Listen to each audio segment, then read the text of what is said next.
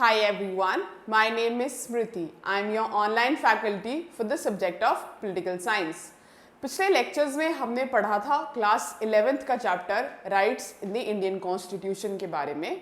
हमने जाने थे राइट्स क्या होते हैं, फंडामेंटल राइट्स कौन से हैं इंडियन कॉन्स्टिट्यूशन में, हमने directive principles of state policy के बारे में पढ़ा था, हमने फंडामेंटल ड्यूटीज़ पढ़ी थी, इन सब की आपस में रिलेशनशिप पढ़ी थी और इनके नेचर के बारे में जाना था। आज के लेक्चर में हम इसी चैप्टर की जो बैक एक्सरसाइजेज हैं उसको डिस्कस करेंगे। I will not give you the full answers, however मैं आपको एक आउटलाइन दे दूंगी जिसपे आपको अपना आंसर फॉर्मुलेट करना चाहिए और उस पर्टिकुलर आंसर में क्या क्या चीज़ें जो है वो ऐड होनी चाहिए।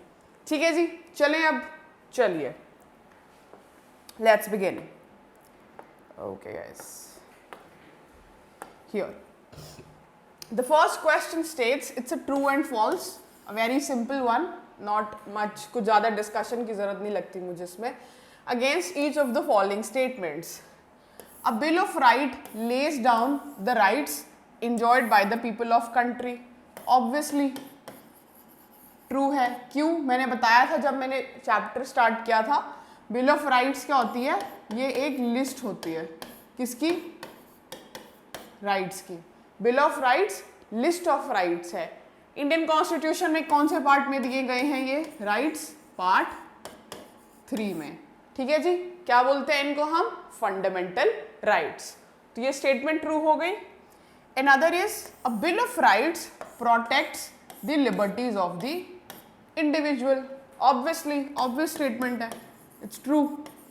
ठीक है, बिल ऑफ राइट्स क्या है, एक लिस्ट ऑफ राइट्स है जो सिटीजन्स को या फिर अदर इंडिविजुअल्स को प्रोवाइड करी जाती है जो कि उनकी लिबर्टीज को प्रोटेक्ट करती है।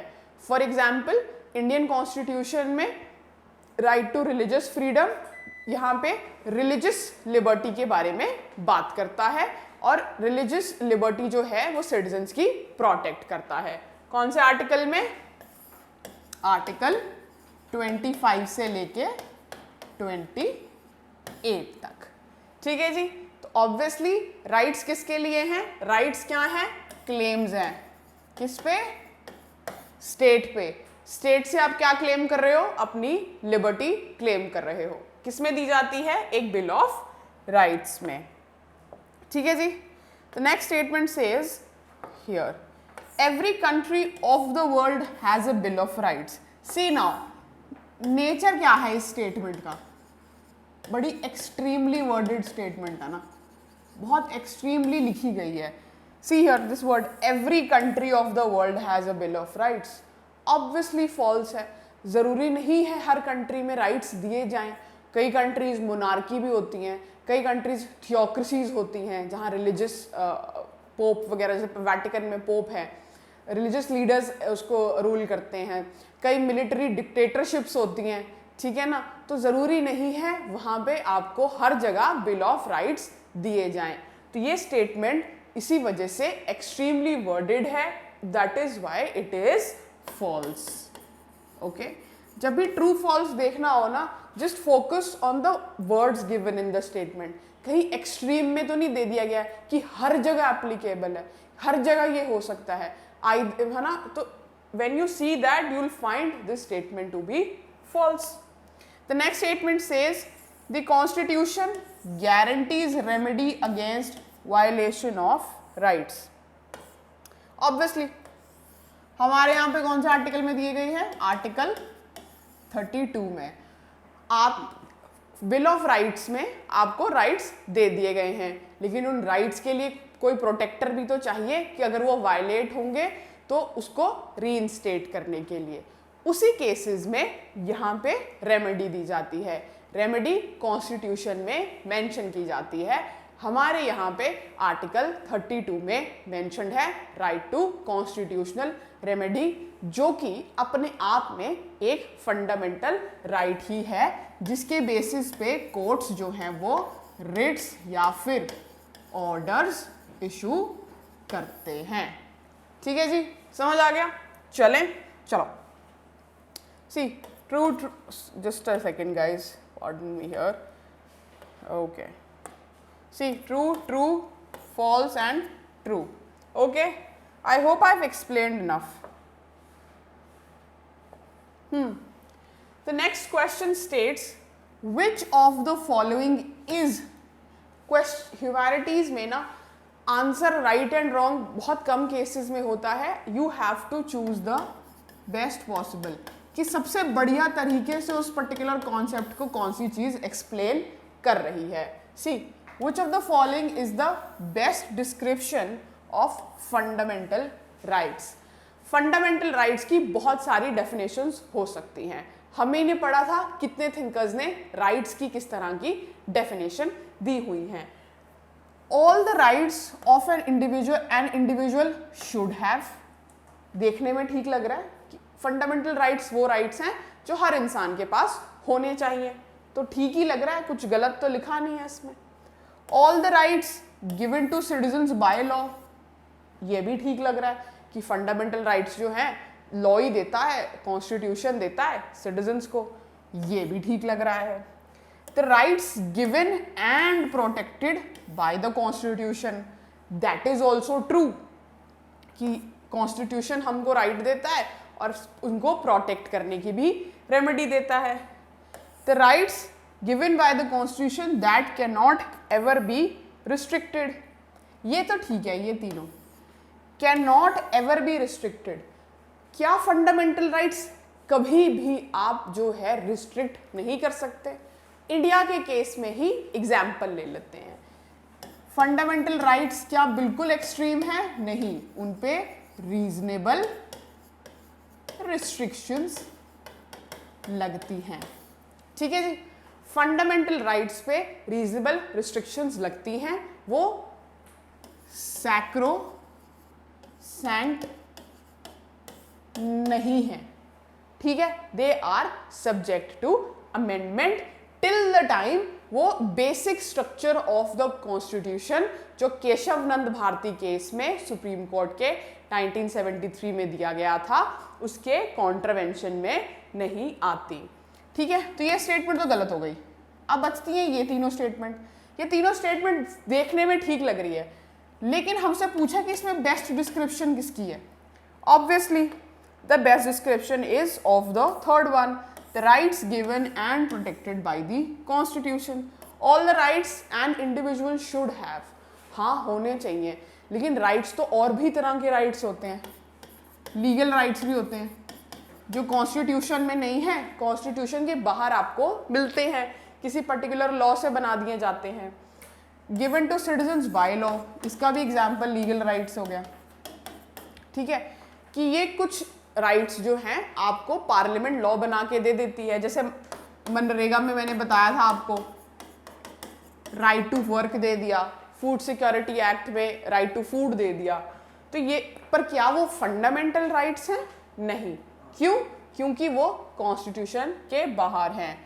फंडामेंटल राइट्स वो होते हैं इंडिया में जो पार्ट 3 में कॉन्स्टिट्यूशन में मेंशन किए गए हैं एक्सक्लूसिवली, और उसकी रेमेडी दी गई है इन केस वो वायलेट हो जाएं बाय कॉन्स्टिट्यूशन, जिसमें कि आप सुप्रीम कोर्ट या हाई कोर्ट डायरेक्टली अप्रोच कर सकते हैं.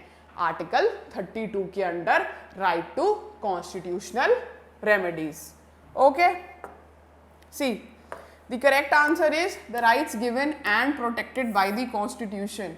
वो तीनों स्टेटमेंट्स देखने में ठीक लग रही थी, लेकिन सबसे एप्टली फंडामेंटल राइट्स के कॉन्सेप्ट को ये स्टेटमेंट एक्सप्लेन करती है, क्योंकि फंडामेंटल राइट्स वो राइट्स हैं जो सबसे बेसिक राइट्स हैं, कॉन्स्टिट्यूशन देता है और उन्हें प्रोटेक्ट करता है.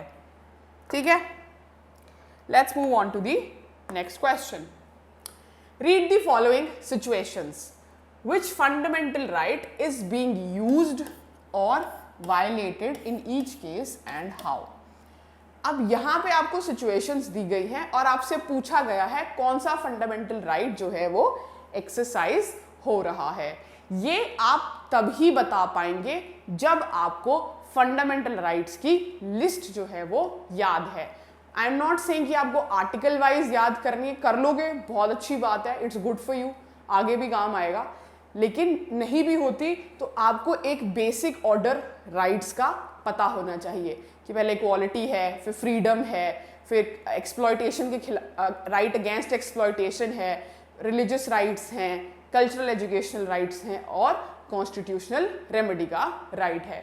अगर आपको वो पता है, उनका कॉन्टेक्स्ट, उनका कंटेंट पता है कि उसके अंदर क्या क्या दिया गया है, then this question gets easy for you. Okay.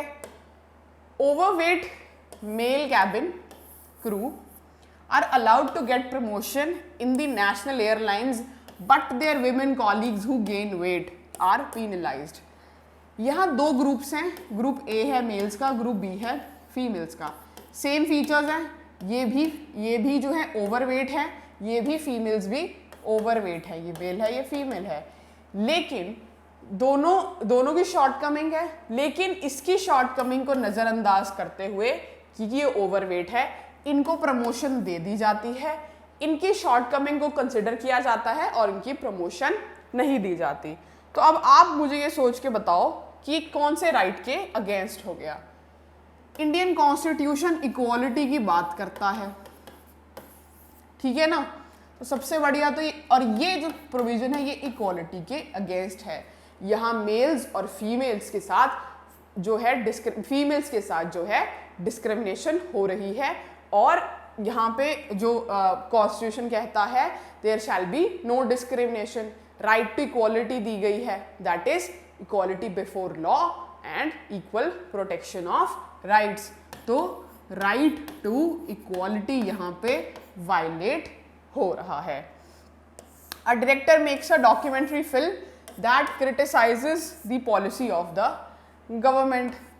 Very simple actually. It's Article 19, freedom of speech and expression. Films, media, print media, social media क्या है? ये तरीका है अपनी बात को आगे रखने का, सरकार तक पहुंचाने का।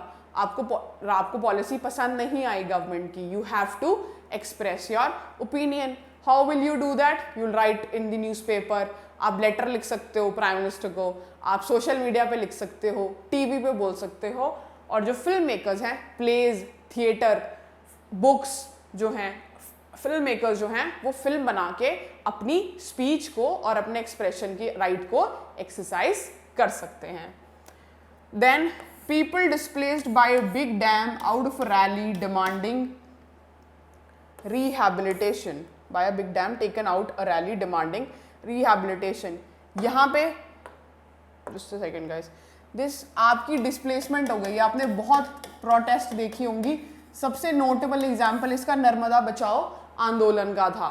सरदार सरोवर डैम बनना था नर्मदा के ऊपर, और बहुत सारी पॉपुलेशन जो थी वहाँ से मूव आउट करवाई गई थी, क्योंकि वो डैम बनने के बाद सबमर्ज हो जानी थी, डैम के अंदर आ जाती, पानी के अंदर आ जाती।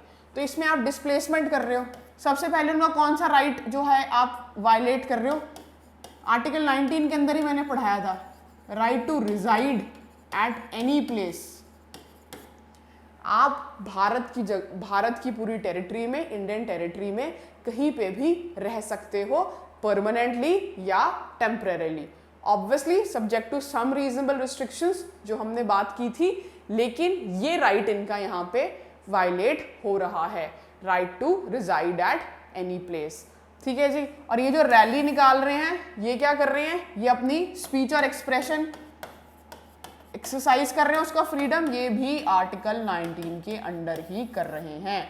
आर्टिकल 19 के दो प्रोविजंस यहाँ काम कर रहे हैं, रैली निकालने के लिए right to freedom of speech and expression, और हमें मूव कर रहे हैं तो कौन सा राइट, इन लोगों को मूव कर रहे हैं इनकी जगह से, तो कौन सा राइट वायलेट होता है? Right to reside at any place.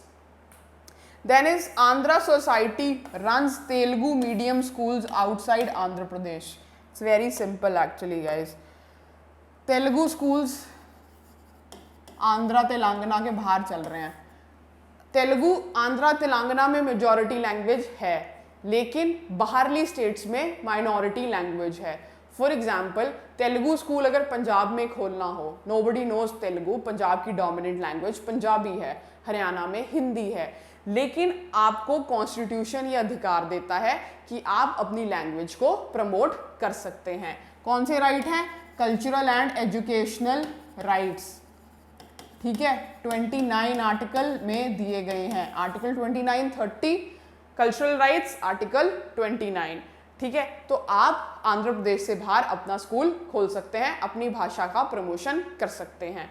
You have been given the right by the constitution of India. Okay, see I just repeated the same thing.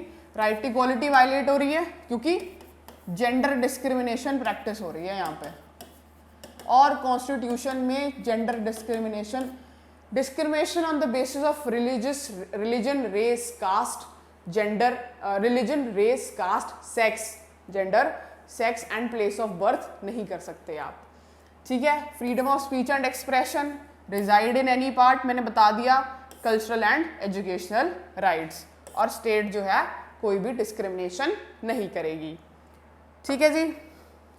Let's move on to the next question.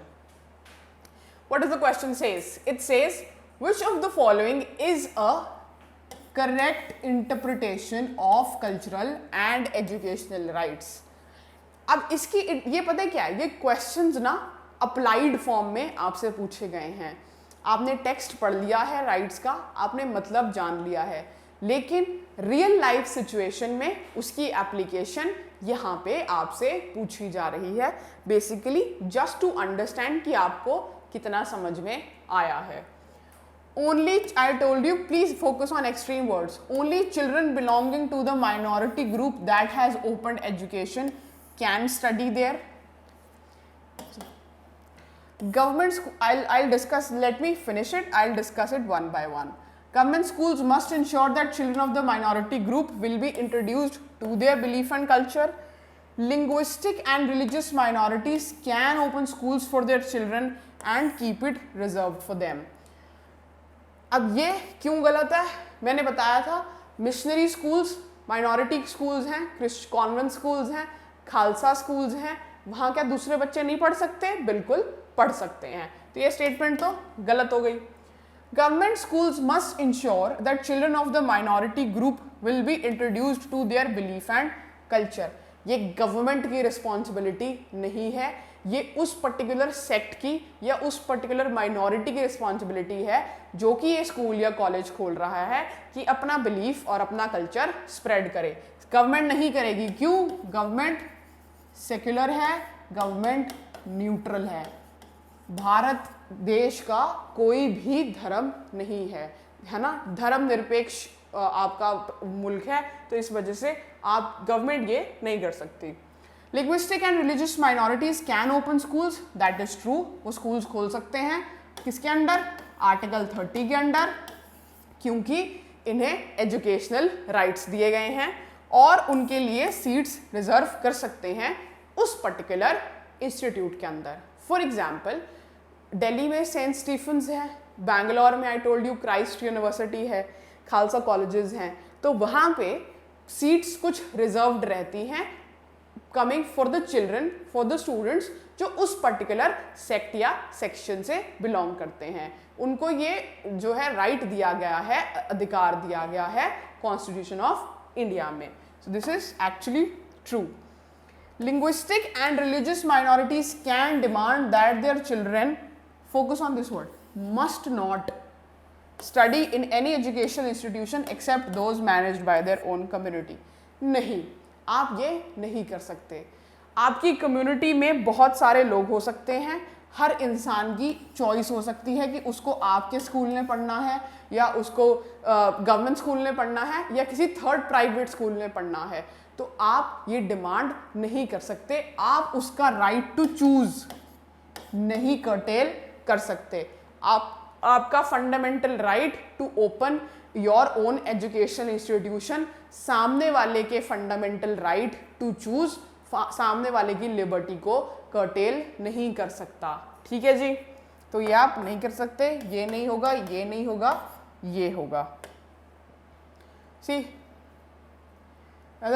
just a second guys, okay, protects the interest of the minorities to preserve their own language, script and culture, provides that all minorities shall have the right to establish, अपने school खोल सकते हैं, administer कर सकते हैं उसको किसी भी तरह ऑफ देयर चॉइस। तो अगर उसमें 20% रिजर्वेशन रखनी है उनको उस पर्टिकुलर सेक्शन के लिए, जैसे क्रिश्चियन स्टूडेंट्स के लिए या सिख स्टूडेंट्स के लिए, वो रख सकते हैं क्योंकि वो उसे किसी भी तरह एडमिनिस्टर कर सकते हैं।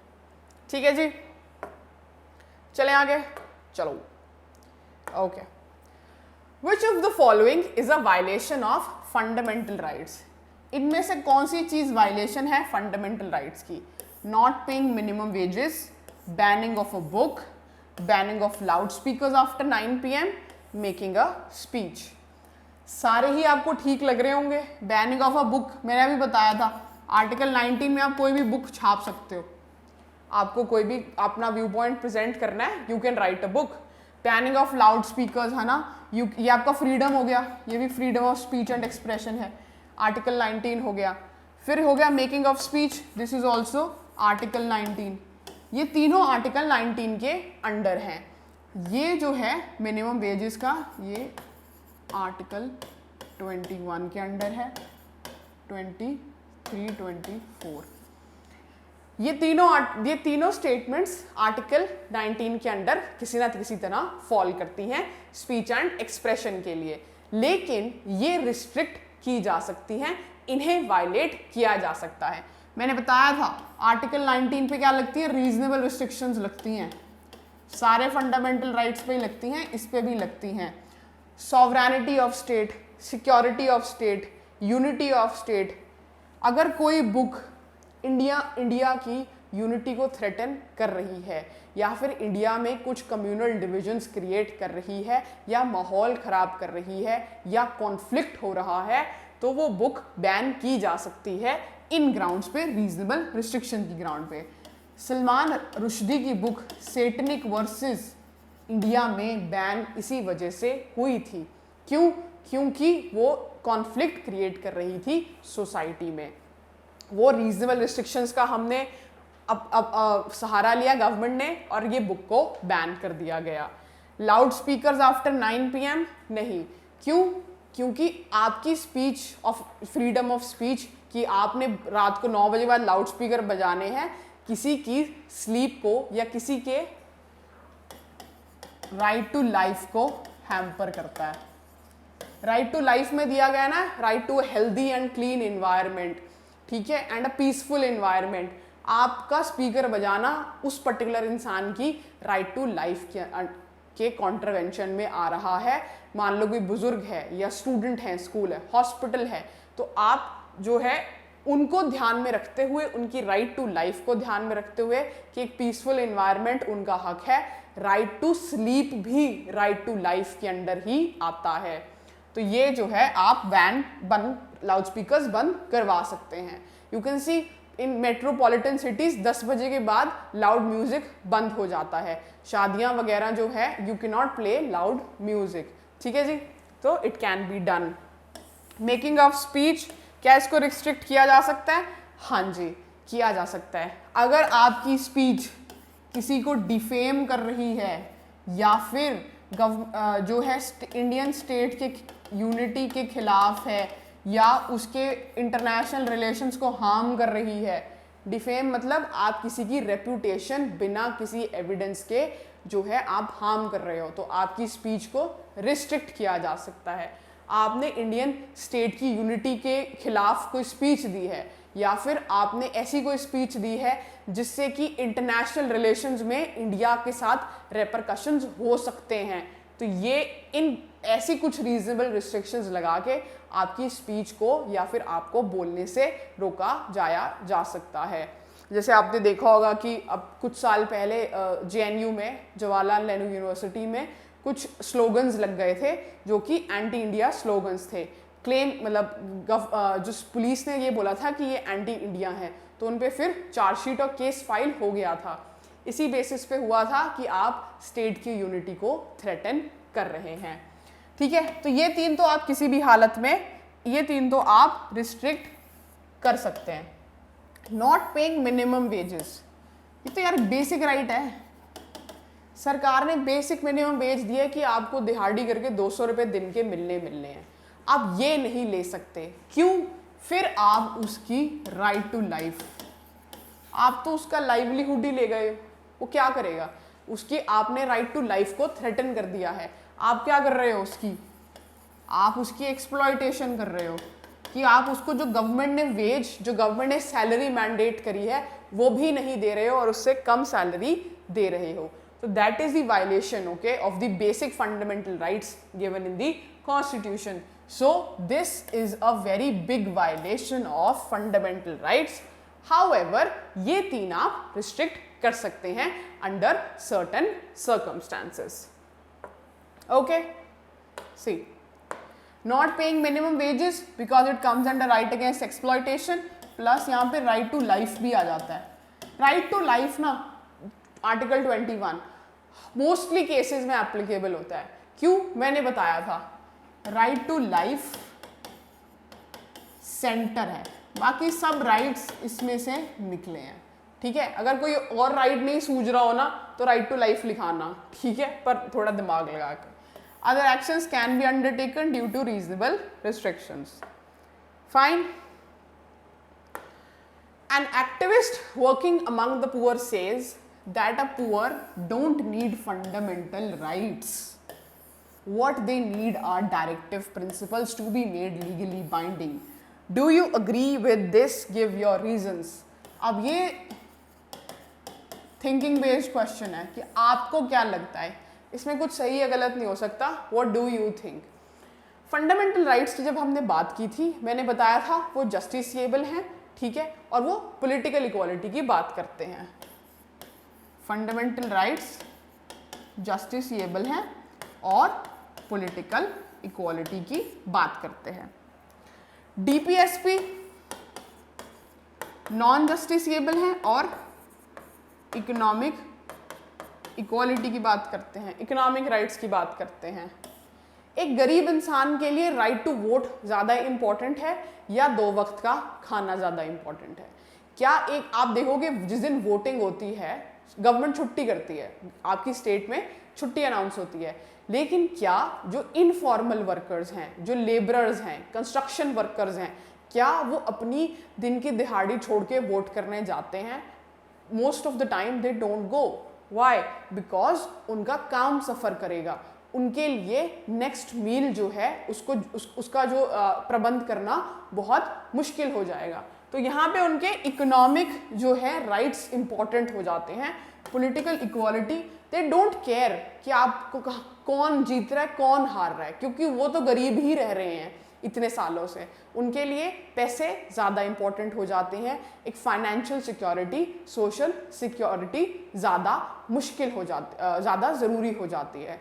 इस वजह से यहाँ पे वो फील कर रहे हैं, the perspective here of the activist is कि उनके लिए आप डीपीएसपीज में जो इक्वालिटी की बात हो रही है, इकोनॉमिक इक्वालिटी की, कि हम कॉन्सेंट्रेशन नहीं होने देंगे वेल्थ में किसी पर्टिकुलर हाथ में, राइट टू वर्क देंगे हम, राइट टू लेजर देंगे हम, management of industries by workers जो हैं, इसको हम लीगली, क्योंकि अभी इन्फोर्स नहीं किए जा सकते, आप कोर्ट नहीं जा सकते, इनको अगर आप कर देंगे तो आपके देश की गरीबी में कटौती होगी और वेलफेयर में इजाफा होगा। इस वजह से जो एक्टिविस्ट है वो ये कह रहा है।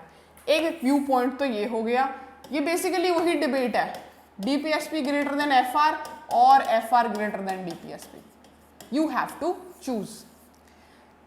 लेकिन और हम इसमें ये when you will give both the view points कि पॉलिटिकल इक्वालिटी इंपॉर्टेंट है या फंडामेंटल राइट्स ज़्यादा इंपॉर्टेंट है या डीपीएसपी ज़्यादा इंपॉर्टेंट है, आप दोनों को बोलेंगे, और अगर एंड में आपको कंक्लूड करना हो ना, फिर आप वही कोर्ट की ओपिनियन का सहारा लेते हुए, कोर्ट सबका पालनहार है, हमारा भी वही है कि जहाँ तक हो सके आपको हार्मनी बना के रखनी चाहिए फंडामेंटल राइट्स और डीपीएसपीज में। लीगली एनफोर्स इन्हें हम अभी नहीं कर सकते, हमारी स्टेट के पास उतने रिसोर्सेज नहीं हैं। It should make proactive efforts कि ये जो है डीपीएसपीज जो हैं वो जल्दी जल्दी अप्लाई किए जा सके और इकोनॉमिक एक सिक्योरिटी लोगों को मिली जा सके, पॉवर्टी का अंत हो सके।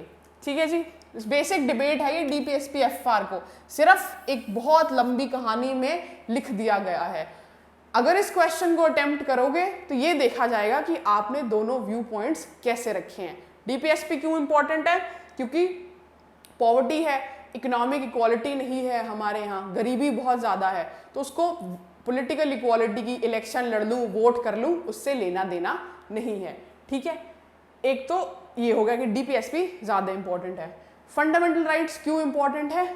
फंडामेंटल राइट्स आपको ये प्रोटेक्शन तो देते हैं कम से कम, एक तो ये सोशल इक्वालिटी लेके आते हैं सोसाइटी में कि अनटचेबिलिटी प्रैक्टिस नहीं होगी, आपके यहाँ पे हम टाइटल्स नहीं देंगे, equality before law, equal protection of laws, reservation की बात होती है यहाँ पे जॉब्स में, ठीक है, डिस्क्रिमिनेशन नहीं होगा, आपको एजुकेशनल राइट्स मिल रहे हैं, आपको रिलीजियस राइट्स मिल रहे हैं, और आपको इन सब के वायलेशन पे कोर्ट जाने का मौका मिल रहा है।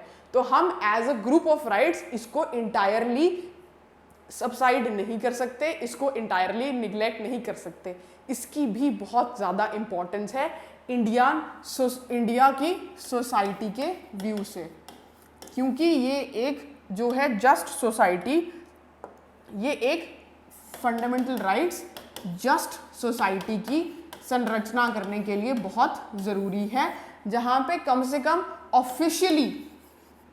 ऑफिशियल स्टेट पॉलिसी में तो कोई डिस्क्रिमिनेशन ना हो। ठीक है, और फिर आप कंक्लूड करेंगे कि जैसे कि सुप्रीम कोर्ट ने कहा है, जितना हो सके हमें इन दोनों को हार्मनी में चलाना चाहिए। डीपीएसपीज अभी स्टेट के पास उतने रिसोर्सेज नहीं हैं कि उसको लीगली इन्फोर्स किया जा सके, बट द गवर्नमेंट और the leaders should do proactive efforts कि आप जो हैं इसको जल्द से जल्द लीगली जस्टिसिएबल बना दें। ठीक है जी, okay. Now we'll move to the next question.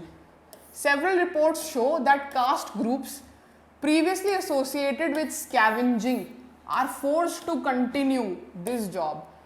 आपने मैनुअल स्कैवेंजिंग पता है क्या होती है?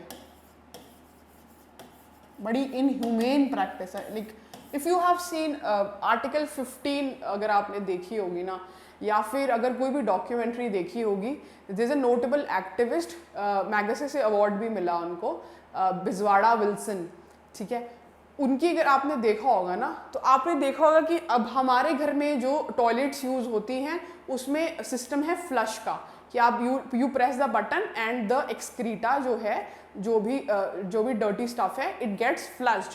पुराने टाइम में ड्राई लैट्रिन्स का कॉन्सेप्ट हुआ करता था, अभी भी है इंडिया में बहुत जगह पे। यहाँ पे आपको अर्बन एरियाज में नहीं देखना पड़ता, बैकवर्ड एरियाज में जाओगे तो still this concept exist. Dry latrines का कॉन्सेप्ट है जिसमें कि एक जो अगर आप जाते हैं, आप उस पर्टिकुलर वॉशरूम को यूज़ करते हैं, वेस्ट वहीं पे रहता है, एक नॉर्मल एक most of the time, most क्या ऑलवेज, जो लोअर कास्ट हैं उनके लोग आते हैं and using hand, bare hand से एक्सक्रीटा, ह्यूमन एक्सक्रीटा को वो उठा के डिस्पोज ऑफ करते हैं।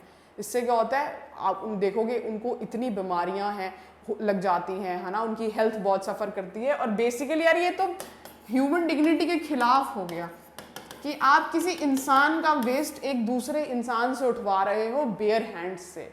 कोई प्रोटेक्शन गियर नहीं है उन लोगों के पास, कोई भी उनके पास इक्विपमेंट नहीं है।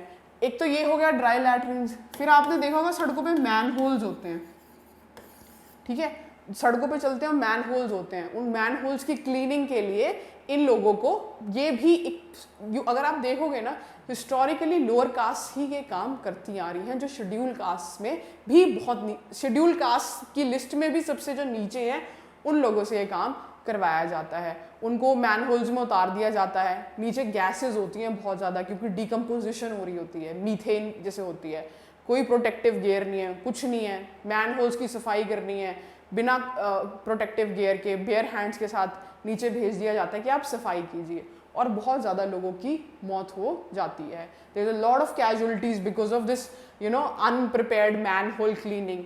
मैनुअल स्कैवेंजिंग के लिए गवर्नमेंट एक्ट भी लेके आई कि आप ये बैन करेंगे, हम आपको कॉम्पनसेशन देंगे, कोई और ऑल्टरनेटिव लाइवलीहुड है वो आप प्रैक्टिस कीजिए, लेकिन ग्राउंड रियलिटी में या ग्राउंड पे कुछ बहुत खास फर्क पड़ा नहीं।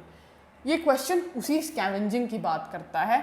बोला जाता है कि कुछ पर्टिकुलर कास्ट ग्रुप्स विलेजेस में बहुत देखने को मिलता है, उनको ये फोर्स किया जा रहा है कि आप ये काम कीजिए। Those in position of authority refuse to give them any other job.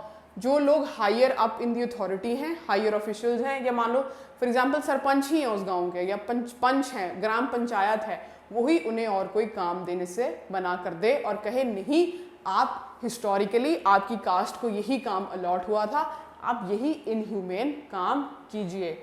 उनके बच्चों को पढ़ाया, उनको बच्चों को डिस्करेज किया जा रहा है कि आप एजुकेशन परस्यू नहीं करेंगे। Which of their fundamental rights are being violated.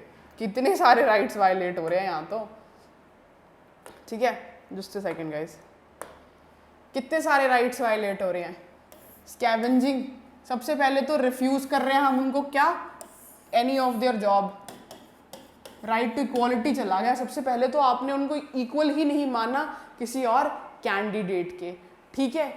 Article 15 discrimination कर रहे हो आप उनके साथ कि नहीं आप यही काम करेंगे। आप अनटचेबिलिटी प्रैक्टिस कर रहे हो उनके साथ, क्यों, क्योंकि वो छोटी जाति के हैं, तो आप उनसे बोल रहे हो कि आप स्कैवेंजिंग ही करोगे। आप उनके बच्चों को डिस्करेज कर रहे हो कि वो एजुकेशन परस्यू नहीं करेंगे। आर्टिकल 21A, आर्टिकल 21, आप उनसे उनके फ्यूचर का राइट ले रहे हो, ठीक है जी।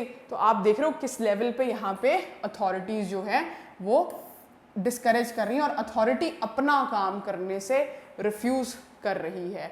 तो अब यहाँ पे क्या जाएंगे, अगर ये चाहें या कोई भी एनजीओ चाहे या कोई और इंसान चाहे या ये खुद भी चाहें, तो कोर्ट में रिट फाइल की जा सकती है कि देखो मेरे इतने फंडामेंटल राइट्स वायलेट हो रहे हैं, और फिर कोर्ट जो है वो रिट इशू करेगा।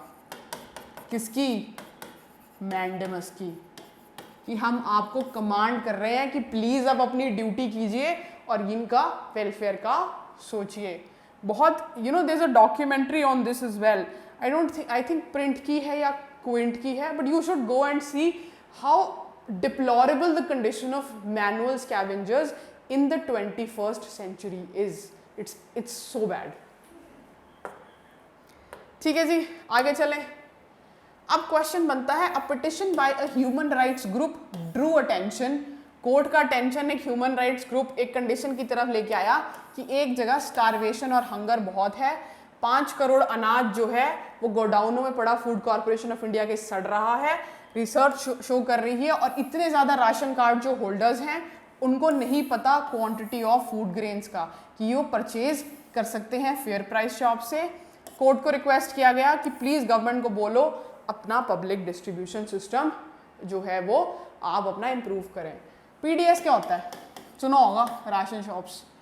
फार्मर से अनाज एफसीआई या फिर नैफेड होता है, बहुत सारी ऑर्गेनाइजेशंस हैं, ये फार्मर से अनाज कलेक्ट करती हैं, इनको बदले में एमएसपी देती हैं, मिनिमम सपोर्ट प्राइस। इनसे अनाज लेके अपने गोडाउन में भरती है और गरीब लोगों को आगे राशन शॉप्स हैं उस पर देती है थोड़े दामों पर, जैसे 2 रुपये 3 रुपये। मैंने बताया था नेशनल फूड सिक्योरिटी एक्ट के अंदर राइट टू फूड दिया गया है, ठीक है। लेकिन यहाँ पे वो बोल रहे हैं कि वो सड़ रहा है अनाज और राशन कार्ड होल्डर्स को ये पता ही नहीं है कि वो फेयर प्राइस शॉप से खरीद सकते हैं। प्लीज आप गवर्नमेंट को बोलो कि अपना सिस्टम इंप्रूव करे। Which different rights does this case involve?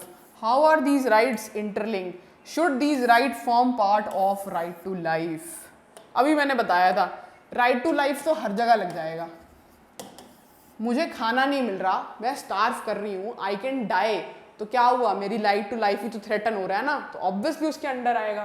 कौन से राइट जो है यहाँ पे फूड कॉर्पोरेशन जो है जो वायलेट हो रहे हैं। Right to equality, equal protection of laws का कॉन्सेप्ट 14 क्लॉज 2 मैंने बताया था, ये पॉजिटिव कॉन्सेप्ट है जो है सब्सटैंटिव इक्वालिटी की बात करता है। इस देश में अमीर भी रहते हैं, गरीब भी रहते हैं। अमीर बहुत अच्छा खाना खा रहे हैं, KFC में बढ़िया चिकन खा रहे हैं, पिज़्ज़ा हट में पिज़्ज़ा खा रहे हैं। मेरे लिए लेकिन 2 वक्त का खाना भी बहुत मुश्किल हुआ पड़ा है। मेरी तो इक्वालिटी वायलेट हो रही है ना, मैं कहाँ इनकी इक्वल आ गई, मुझे तो खाना ही नहीं मिल रहा। I am also citizen of India. Equal protection of laws का मतलब क्या है कि जो 2 अनइक्वल ग्रुप्स हैं उनको आप इक्वल नहीं तोल सकते। मैंने आपको एग्जाम्पल दिया था 2 लोगों का, एक बहुत गरीब घर से है, पिछड़ी जाति से है, एक बहुत अमीर घर से है, वेल ऑफ है, अच्छी कास्ट का है, और दोनों ने यूपीएससी का एग्जाम देना है। क्या वो सेम लेवल पे हैं? नहीं। तो जो गरीब है उसको गवर्नमेंट से थोड़ा पुश तो चाहिए है ना, ताकि वो बराबर आ जाए इस अमीर के। तो यहाँ पे जो लोग स्टार्व कर रहे हैं या जो लोग हंगर फेस कर रहे हैं, उनके लिए वो इक्वल नहीं है रिच पॉपुलेशन या वेल ऑफ पॉपुलेशन के। उनको प्रोटेक्शन चाहिए गवर्नमेंट की, उनकी राइट टू इक्वालिटी वायलेट हो रही है इस केस में, क्योंकि उनको खाना नहीं मिल रहा। एक्सप्लॉयटेशन क्यों? क्योंकि फेयर प्राइस शॉप से जहाँ से उनको राशन मिलना चाहिए वही उनको नहीं मिल रहा है। ठीक है। उसके बाद right to constitutional remedies fund, जो ये है अपना, ये जो एनजीओ है ये कोर्ट को जाके बोलता है कि देखो यहाँ पे खाना नहीं मिल रहा है, गवर्नमेंट काम नहीं कर रही है। कोर्ट क्या करेगा? मैंने बताया था कोर्ट क्या करता है, रिट इशू करता है। रिट किसके लिए इशू हो सकती है? पब्लिक अथॉरिटी के लिए हो सकती है। फूड कॉर्पोरेशन ऑफ इंडिया क्या है? पब्लिक अथॉरिटी है, गवर्नमेंट की ऑर्गेनाइजेशन है, उसको मैंडमस की रिट इशू होगी कि प्लीज ये जो आपका राशन पड़ा है इसको डिस्ट्रीब्यूट करो, फेयर प्राइस शॉप्स पे पहुंचाओ, ताकि लोग स्टारवेशन और हंगर से ना मरें। राइट टू लाइफ मैंने बता दिया, ये सब कुछ राइट टू लाइफ की स्कोप में ही आता है, क्योंकि वो बहुत बड़ा राइट है, बहुत ब्रॉड राइट है। ठीक है जी। Now we'll see question number 9। Read the statement by Somnath Lahiri in the Constituent Assembly quoted in this chapter. Do you agree with him? If yes, give the instances to prove it. If not, give the arguments against his position. पहले तो ये देख लेते हैं कि सोमनाथ लहरी जी ने कहा क्या है। सोमनाथ लहरी, he was a member of Constituent Assembly. I feel that many of these fundamental rights frame किए गए हैं from the viewpoint of a police constable. Fundamental rights की फॉर्मेशन को बोल रहे हैं कि ऐसा लग रहा है जैसे पुलिस ने बनाए हैं ये rights. You will find very minimum rights have been considered and are almost invariably followed by a proviso. Almost every article is followed by a proviso which takes away the right almost completely. What should be our conception of fundamental rights? We want to incorporate every one of those rights which our people want to get. ये कह रहे हैं fundamental rights को देख के ऐसा लगता है जैसे किसी पुलिस कांस्टेबल ने बनाए हैं, क्योंकि अगर जैसे ही हमने एक आर्टिकल में राइट दिया गया है उसके नेक्स्ट पार्ट में ही उस पर कोई ना कोई रिस्ट्रिक्शन लगा दी गई है। तो फंडामेंटल राइट्स एक्चुअल सेंस में नहीं, फंडामेंटल राइट्स में ही फंडामेंटल रिस्ट्रिक्शंस हो गई हैं। That is he wants to से।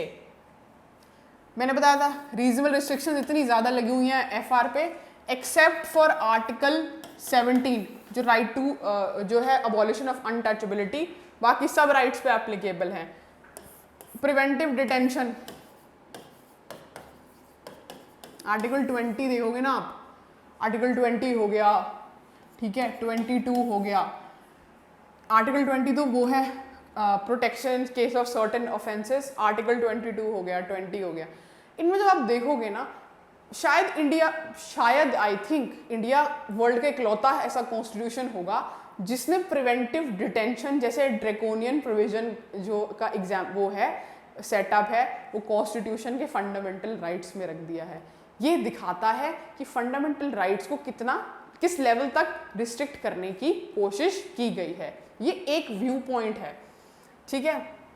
एक तो ये हो गया कि आपने इतनी ज़्यादा रिस्ट्रिक्शंस लगा दी हैं, आपने security of the state, sovereignty of the state, international relations, defamation, public health, morality, list long list of restrictions हैं। तो आप फंडामेंटल राइट दे कम रहे हो और छीन ज़्यादा रहे हो। ये तो एक व्यू पॉइंट तो ये हो गया। आप एक पैराग्राफ में इसको एक्सप्लेन कर देंगे, ठीक है, कि राइट टू रिलीजन में भी ये रिस्ट्रिक्शंस हैं। रिस्ट्रिक्शंस को बेसिकली एक्सप्लेन इट। नेक्स्ट में आप बोलोगे रिस्ट्रिक्शंस, अब ये तो हो गया इसका नेगेटिव कि क्यों दिए हैं।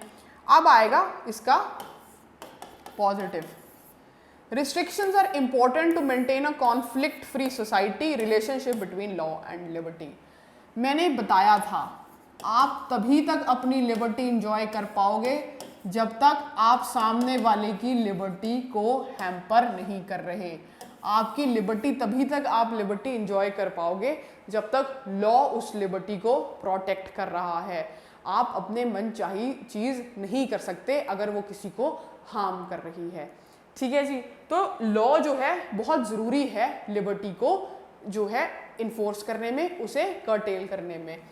पॉलिटिकल थ्योरी पढ़ोगे ना तो ये डिबेट बहुत आता है लॉ लिबर्टी का। लिबरलिज्म में है, थॉमस हॉब्स ने, जॉन लॉक ने बहुत डिस्कस किया है इसको डिटेल में। ठीक है, तो ये कहते हैं कि अगर हम रिस्ट्रिक्शंस नहीं लगाएंगे ना, एक व्यू पॉइंट ये है, अगर हम रिस्ट्रिक्शंस नहीं लगाएंगे तो जितनी डाइवर्सिटी है ना हमारी कंट्री में, तो कॉन्फ्लिक्ट तो होगा। और हमारी कंट्री कोई बहुत मॉडर्नाइज्ड कंट्री नहीं है, ट्रेडिशनल कंट्री है, प्रैक्टिसेस बहुत ट्रेडिशनल हमारे यहाँ पे यूज़ हुई हैं। ठीक है, जैसे सती थी, बहुत इनह्यूमेन प्रैक्टिस थी। अगर हम मान लो रिस्ट्रिक्शन ना लगाएं उस पर कि ये मोरालिटी के खिलाफ है, तो सती तो चलती रहेगी, तो सोसाइटी में फीमेल्स का तो बहुत बुरा हाल हो जाएगा। अगर हम ये रिस्ट्रिक्शन ना लगाएं कि आप कोई भी स्पीच दे सकते हो, अगर वो एनिमिटी क्रिएट कर दे, मान लो दो ग्रुप्स में, दो रिलीजन्स में, देश का विभाजन हो सकता है, कम्युनलाइजेशन, पोलराइजेशन हो सकती है, इंडिया की यूनिटी को थ्रेट हो सकता है। अब इंडिया एज अ कंट्री नहीं बचेगा तो स्पीच लेके आप क्या करोगे? ठीक है, एक तो ये आप ऐसे एग्जाम्पल दे सकते हो, है ना। फिर आप बोल सकते हो कि जैसे कल्चरल एंड एजुकेशनल, हमने कल्चरल एंड एजुकेशनल राइट्स पे जैसे एक्सेप्शंस दी गई हैं, या फिर आप देखोगे कि प्रिवेंटिव डिटेंशन का क्यों दिया गया है। इंडिया एज अ कंट्री बहुत ज़्यादा वॉलेटाइल नेबरहुड है हमारा, इधर पाकिस्तान है, इधर चाइना है। ठीक है, हमारे यहाँ टेररिस्ट एक्टिविटीज़, इन्फिल्ट्रेशन बहुत ज़्यादा होती है। उसके लिए हमें प्रोविजंस चाहिए, एक स्ट्रॉन्ग स्टेट चाहिए, स्ट्रॉन्ग सेंटर चाहिए कि वो अच्छे से डील कर पाएँ ऐसे सर्कमस्टेंसेस के साथ। तो इस वजह से रिस्ट्रिक्शंस चाहते ना चाहते हुए भी हमारे देश के लिए बहुत इम्पॉर्टेंट हो जाती हैं। फंडामेंटल राइट्स को रिस्ट्रिक्ट करना पड़ता है, मजबूरी मारे ही सही, ताकि देश जो है वो एकजुट रहे। एक व्यू पॉइंट ये हो गया। एक व्यू पॉइंट मैंने पहले बता दिया कि रिस्ट्रिक्शंस वाला ही है, आप राइट दे कम रहे हो और छीन ज़्यादा रहे हो, क्योंकि रिस्ट्रिक्शंस आपने बहुत लगाई हुई हैं। आपने प्रिवेंटिव डिटेंशन ऐड किया हुआ है, आपने बहुत ब्रॉड वर्ड्स का यूज़ किया हुआ है, नेशनल सिक्योरिटी का, सॉवरेनिटी का। तो गवर्नमेंट उसको किसी भी लिमिट में स्ट्रेच करके अप्लाई कर देती है और आपका राइट रिस्ट्रिक्ट कर देती है। ठीक है जी, and then you conclude with what do you feel. Now we'll move to the next question, which states, which of the fundamental rights in your opinion is the most important right? Summarize its provisions and give argument to show why it is most important. Subjective question है, आपको जौन सा भी fundamental right अच्छा लगता है आप वो इसके अंदर बोल सकते हो। आपको राइट टू इक्वालिटी अच्छा लगता है, कॉन्स्टिट्यूशनल रेमेडी पसंद है, उसके प्रोविजंस को लिखो। अब जैसे मुझे आर्टिकल बेसिकली मुझे 15 बहुत अच्छा लगता है कि आप डिस्क्रिमिनेशन नहीं कर सकते हो। ठीक है, और आप उस सबको इक्वल माना जाएगा, स्टेट कोई भी डिस्क्रिमिनेशन नहीं करेगी। ठीक है, तो मुझे वो अच्छा लगता है। या आपको 32 अच्छा लगता है तो आप वो कर सकते हो। any of your right which you personally feel you like, you summarize the provisions and you give the backing to that provisions. That is important. So see, here we discussed back exercises, fundamental rights या rights in the Indian Constitution के बारे में। यहाँ ये chapter खत्म हो जाता है। Now I will take an MCQ session on this chapter, जो कि आपको आगे मतलब इन competitive exams it will help you कि कैसे questions frame हो रहे हैं और कैसा पूछा जा रहा है। इसके बाद हम आगे continue करेंगे next class में। Thank you so much. Take care.